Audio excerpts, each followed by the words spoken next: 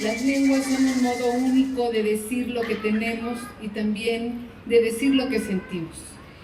Hablo así en plural porque perder una lengua, aunque no sepamos de su existencia, es perder mucho de lo que la humanidad ha logrado, porque en este proceso de construir lo que se llama civilización, esas lenguas y esas culturas significan lo que hoy somos. Tenemos que hablar de un México en el Distrito Federal, donde tenemos una gran pluralidad cultural, intercultural, donde tenemos esta fortuna de tener a nuestros barrios, a nuestros pueblos. El hecho de tener toda esta diversidad cultural sí es para celebrarlo.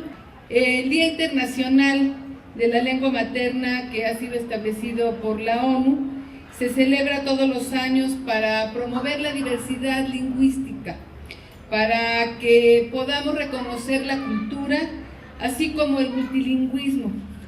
En nuestro país hay una gran riqueza y la tenemos que rescatar. Cuando se pierde una lengua, lo que se pierde es una visión del mundo. Y esto se hace más evidente cuando nos enteramos que cada cierto tiempo desaparece una lengua materna del planeta. Yo digo que con ello desaparece una cultura, también desaparece una forma de entender y una forma de expresar la realidad. Desde hace 12 años viene manifestando la UNESCO la necesidad de que se reconozca el Día de la Lengua Materna. La directora de UNESCO, Irina Botova, señalaba, y parafraseando a Nelson Mandela, que cuando a un individuo se le habla en la lengua que entiende, se le llega al cerebro, pero cuando a una persona se le habla en su lengua materna, se le llega al corazón.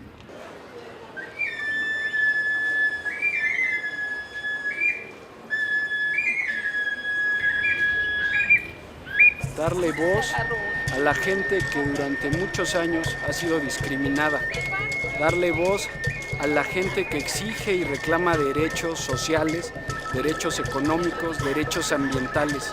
Tenemos como una política de primera necesidad escuchar todas estas demandas a través no solamente de este tipo de eventos, que sin duda alguna sirven, generan economía algunos días, generan el debate, se pueden intercambiar bibliografías, libros especializados en el tema, se pueden recuperar enseñanzas de nuestros viejos y de nuestros hermanos, pero aquí es solamente el inicio. Se tiene que generar una política de inclusión a través de instituciones especializadas en las enseñanzas de las lenguas maternas.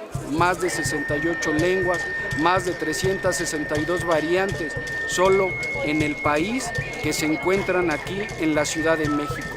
Aquí tenemos un crisol de culturas, de lenguas, de tradiciones, de visiones del mundo que hay que encontrarle un cauce y una visión de derechos fundamentales, el derecho a la educación, el derecho a la alimentación, a la soberanía alimentaria, a la cuestión de la cultura, a la cuestión del deporte y por qué no alcanzar, como lo decíamos, una felicidad que involucre a todos los integrantes de la familia a través de darle identidad a su lengua, a sus tradiciones, a su costumbre y sobre todo a su visión y a su forma de entender el mundo.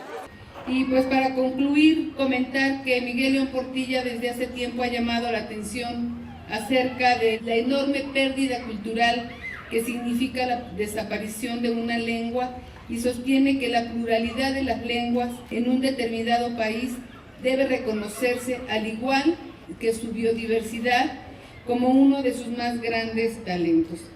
Vamos a seguir trabajando como una política prioritaria las cuestiones y los temas y la agenda indígena. Quedan pendientes por materializar muchos de los acuerdos firmados hace más de 17 años. El gobierno de la ciudad tiene el compromiso de buscar los consensos y los acuerdos. Es necesario hablar con nuestros hermanos y hermanas de los pueblos originarios, pero también hablar de los consejos consultivos, de las comisiones interdependenciales para organizar una política pública integral donde los sin voz tengan voz, donde los derechos y las luchas ancestrales tengan una definición en la ley. Vamos a trabajar y vamos a escuchar a todas las voces. Vamos a ir y visitar a todas las comisiones, a todos los grupos, a la Comisión de Derechos Humanos, a la Asamblea Legislativa, a las organizaciones, a la gente, a los actores, a los participantes, a los académicos, a los especialistas, en general, a todas y a todos ustedes. Vamos a generar desde el gobierno de la ciudad una política pública de inclusión, de escuchar a los que hablan, y eso es lo que estamos celebrando el día de hoy.